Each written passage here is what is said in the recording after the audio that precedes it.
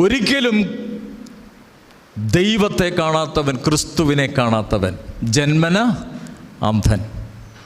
അവൻ ക്രിസ്തുവിനെ കണ്ടു മടങ്ങിപ്പോയി. കൂടെ നടന്നവരൊക്കെ ക്രിസ്തുവില്ലാതെ മടങ്ങിപ്പോയി. ഏതനുഭവത്തിൽ കടന്നു പോകണമെന്ന് അവനവൻ ചിന്തിക്കണം.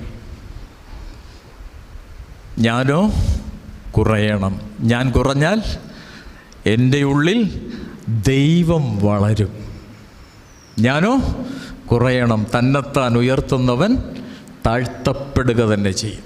നമ്മുടെ ജീവിതാനുഭവങ്ങളില്ലേ, നമ്മൾ കണ്ടിട്ടില്ലേ?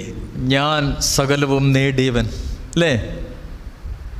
ചെങ്ങന്നൂരിൻ്റെ 3/4 എൻ്റെ പോക്കറ്റിലെന്ന് പറഞ്ഞ് നടന്ന, പന്തളത്തിൻ്റെ 100% എൻ്റെ പോക്കറ്റിലെന്ന് പറഞ്ഞ് നടന്ന, അല്ലെങ്കിൽ അങ്ങനെ അഭിമാനിച്ചിരുന്ന ആരെങ്കിലും ഇന്ന് ബാക്കിയുണ്ടോ? ഒരു 100 വർഷം മുമ്പുള്ളവരാരെങ്കിലും, പോട്ടെ 50 വർഷം മുമ്പുള്ളവരാരെങ്കിലും നിങ്ങളുടെ ഓർമ്മയിൽ